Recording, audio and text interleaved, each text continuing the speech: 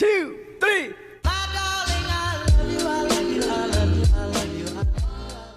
Hello everyone, welcome back to my channel. For those that are new, hello, welcome. My name is Charlotte and I am a Year 1 teacher, currently in my second year of teaching. Lately I've had a lot of questions over on Instagram about applying for your first teaching job and the application process, so I thought I would just make a whole video on it and read some of my application. So I have 4 applications to share with you today. All 4 applications I got invited to an interview afterwards, and I actually went to 3 of those interviews. 2 I did not get, sadly, but 1 I did, and it was my first choice, so very happy with that. And then 1 I didn't even go to because I got offered my first choice school before, so I didn't even bother going to the last one. Let's just go through like the main personal statement part, or like a cover letter. So a lot of schools have like a similar format, and there's lots of questions. You put all your obviously experience and work history and everything, A levels, qualifications, all that stuff, and then there's usually like a big question at the end, which basically is a cover letter. One of the schools I actually applied for didn't have that on the application. They literally said send in a cover letter with this sort of stuff to talk about separately, whereas the other 3 jobs it was kind of within the application, so it might vary depending on what location you live in. So my cover letter was basically the same as what I wrote in that sort of box. The question it said, it was like additional information. Any information you provide will be used in the assessment of your suitability for the post. Please describe in more detail any experience, skills, etc. you have which are relevant to this job, referring to the personal specification for this post. So when you apply for a job, it usually has like a piece that says we are looking for candidates who, and then they have like a list of things that they want from you. So in your cover letter or that question, you basically need to discuss each point of that, and how you fit that specification, like you are the person that they are looking for. So I thought I would just read one basic one first and talk through it with you. Bearing in mind I wrote this in the beginning of 2019, so it's 2 years ago now, okay, so it's probably going to be really cringy, but it's okay, we're all friends here. And then once I have read out the basic one, I will then talk about how I have changed my bulk of it to suit the school that I was applying to, because you're not going to do the same application for every school. You need to tailor it to the school by looking on the website, or you may have gone to the school to look around, so you need to mention that sort of stuff in the cover letter. So let's just start with the basic one first. Okay, already the first paragraph is pretty cringy. I wanted a really powerful first paragraph, just to show my enthusiasm and passion for the job. So my first paragraph is: I believe that primary school is the most influential time in a child's life. It is the daily routine that children rely on, the safe space where they can flourish, and the community that they always trust, and the home to 7 years of powerful and cherished memories. I want to be that inspirational teacher to make that possible for not only the pupils in my class, but the pupils of the school. So that's my opening paragraph. Just something to even in my assignments, I feel like I'd always start with a quote, and then you'd kind of then go from there. So maybe pick a quote that you really believe in, or perhaps part of your philosophy. Next, I then go on to my educational philosophy. So what do I believe in? Even though I am only just beginning my teaching career, I believe that I have the right values, enthusiasm, and the ambition to become an outstanding teacher. I am a big believer in making learning memorable. I understand that children learn best when they are active participants in their learning, and when lessons are both inspiring and enjoyable. During the past 3 years of teaching, I have planned each lesson with this as a priority. I not only academically differentiate my lessons, but personally differentiate to my class to ensure that the content is what I know they will enjoy and remember. So that kind of just says what I believe in, kind of my values when teaching. So that's really important to put in there. Obviously, so tailor it to what are your values. I kind of slipped in the whole 3 years worth of experience because I did a 3-year teaching degree. So I kind of slowly slipped that in there. It's oh, 3 years teaching experience. So if you've been a TA before, you worked in nursery, and you could say how many years of childcare experience, or you could just talk about your placements. Or maybe you could even put, if you've done a PGC rather than the 3-year course, over the past 2 placements, or something like that. So the next paragraph, I mentioned something I really appreciate and admire about that specific school. So this one did termly topics. So for example, you'd pick a topic for the month, for the term, and then all your subjects would align to that topic. So I've put, I appreciate how the school's curriculum is centred around termly topics. I know I'll be able to successfully contribute to this with my level of creativity and appreciation for cross-curricular integration. I have previously planned from scratch and taught 75% of the week's lessons. Each term was focused around a class topic. I am very organised with my planning and preparing my resources for each lesson. I use both formative and summative assessment to inform my planning and make changes to future lessons. I am also very flexible and can confidently adapt my lesson on the spot so the children make the most progress. The use of mini plenaries supports this during my lessons if any misconception becomes apparent. So I've mentioned what I like about the school. I've then discussed my experience and how that aligns with that, and basically just kind of big myself up, which is really what you need to do in application, so don't feel bad about it. So next I'm now linking to some different experience, which isn't to do with teaching, but it was to do with my university. I am currently a course representative at my university and love to take on further responsibility. I would be honoured to use this sense of leadership to lead a subject at your school when the opportunity would arise. My subject specialism is modern foreign languages. I can confidently teach both French and Spanish with qualifications in both. In addition, I have independently created medium-term plans in both languages across Key Stage 2. So yeah, I slipped in some other experience I have about my leadership skills, and then discussed how I would like to lead a subject. So obviously as an NQT you probably would not be leading a subject unless it's a really small school that I have experienced before, but I wanted them to know that thinking in the long term I would be up for doing this, and kind of hinted at what my specialism is.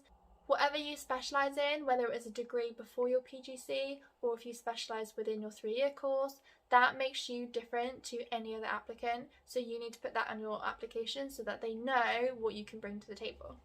Okay, the next paragraph. In regards to my teaching experience, I have had 3 placements during my time at university: Year 1, Year 3 and Year 5.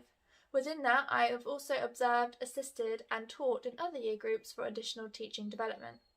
Therefore, I can confidently teach across both key stages.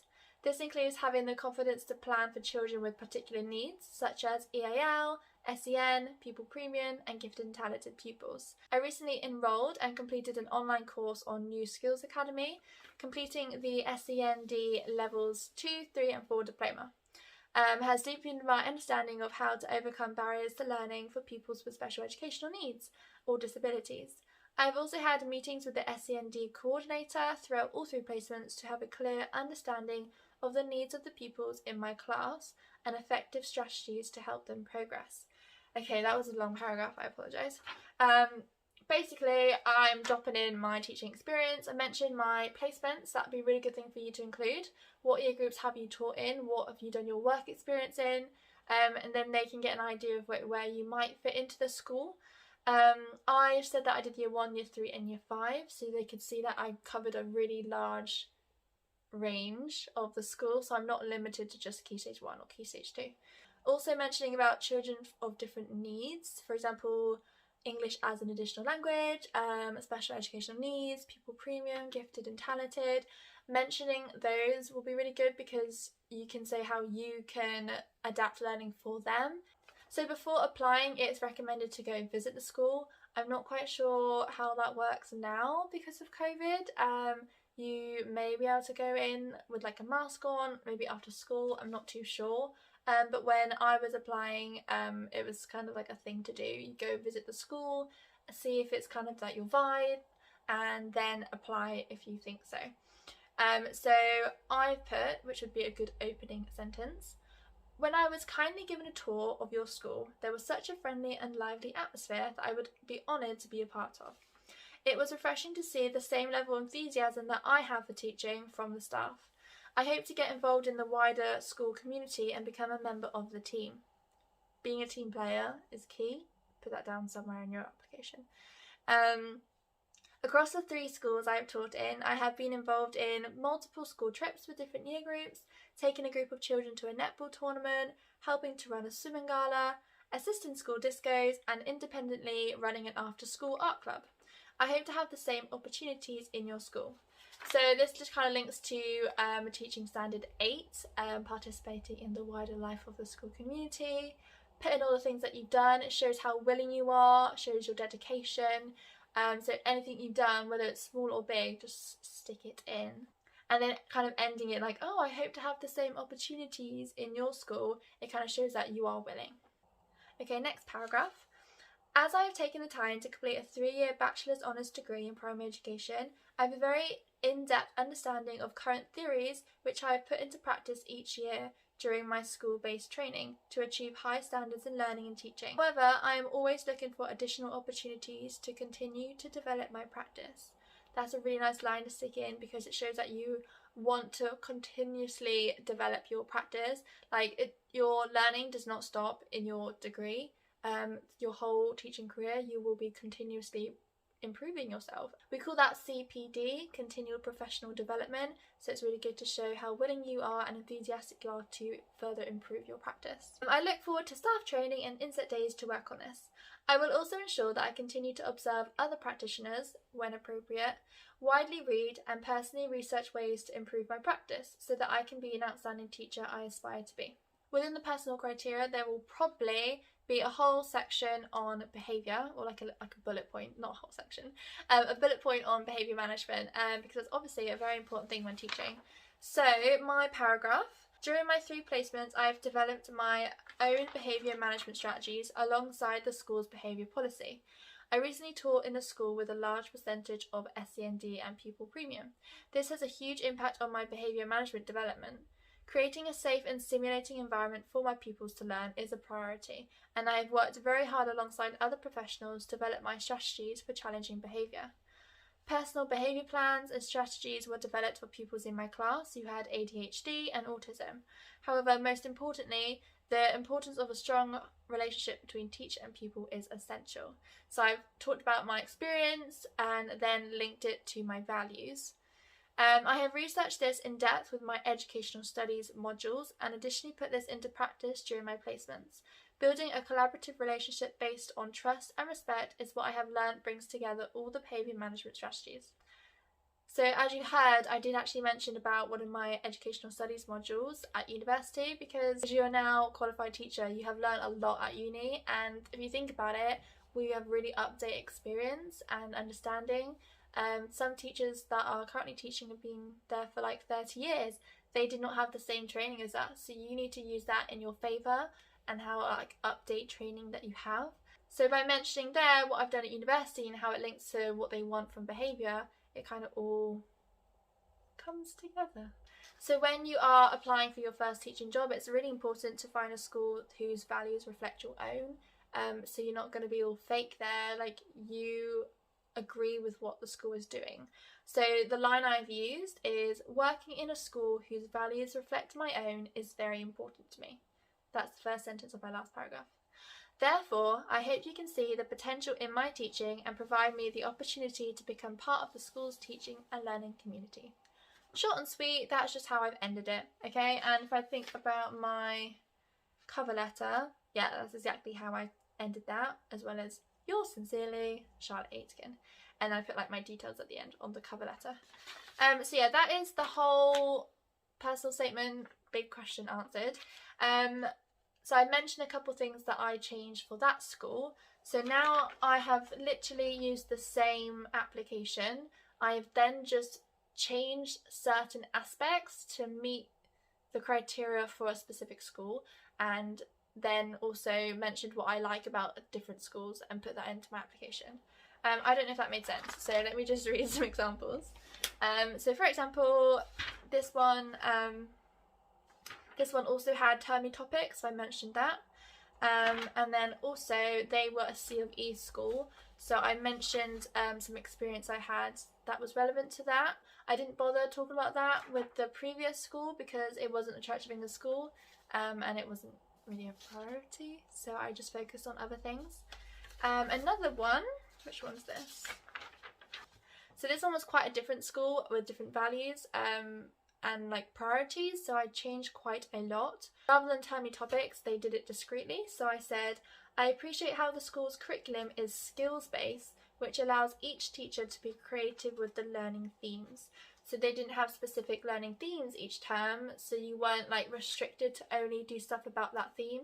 You were kind of just teaching the subject and you could like pick and choose what you did. So depending on what you prefer, I didn't have a preference, and I obviously applied for this school too. Also, this one was a really small school and they wanted the person to be a maths lead, which is crazy to think about actually, because as an NQT, going into a maths leadership role would be kind of terrifying. But I put, I am especially interested in leading mathematics as I have taken full responsibility in teaching mathematics during each of my previous placements. This has resulted in developing my confidence to teach and plan across the different year groups. I have recently been graded with a first grade for both my mathematics university module and a mathematics lesson that I planned and taught for a recent observation.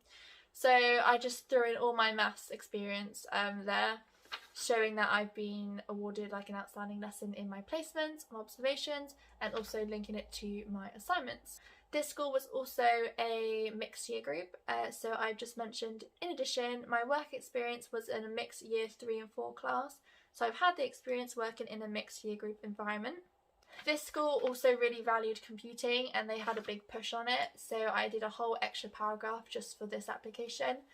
I was pleased to see the extent to which your school embeds computing into the curriculum and a range of technology used within classrooms. I was pleased to see the extent to which your school embeds computing into your curriculum and the range of technology used within lessons. This is definitely an aspect of education I have seen a shortage in over my 3 years of experience, yet I believe it is so important for pupils to become digitally literate in this I can't say that. I believe it is so important for pupils to become digitally literate in this generation. I would be very keen to incorporate this into my cross-curricular planning as well as to teach it discreetly. So that was something I put in just for this school. Oh my god, I'm getting like hot and flustered, so much reading. So the last school, when I went, I talked to a year 1 teacher, I believe, and we talked a lot about their curriculum. So I put, after visiting your school and discussing the curricular approach with one of your key stage 1 teachers, I was pleased to be informed that there is a big push towards cross-curricular lessons. And then I mentioned my experience and how I can do that for them.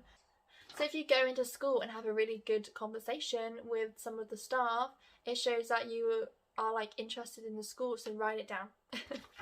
Another thing I mentioned about visiting the school was, while visiting your school, I was pleased to see the vast outdoor space available for pupils to use both during lessons and at break time. I would love to be able to make maximum use of these spaces to take learning outdoors. In addition, during this visit, I was also informed on how teachers collaboratively plan. This sense of teamwork and cooperation is something that I admire. And I talked about how I have experience collaboratively planning, and then I've also had experience doing it all on my own. So I'm not like relying on someone else to do the planning, like I have done it on my own before and I've been able to do both, but kind of like slipping in the fact that you work really well as a team would be really good for a school like that. Okay, so I have just talked for a really long time. If you are still here, then congratulations, you've got the job. I'm planning on making a bit of a series out of this and creating lots of videos to support you with your first teaching job and getting it, the application process. I'll make a whole video on interview questions that you can use to prepare. So if that's something that would really help you, then be sure to subscribe to see those. And if you ever have any questions, just DM me on Instagram. I'm always happy to help. So that is it from me. Thank you so much for watching and good luck with everything, guys. Bye!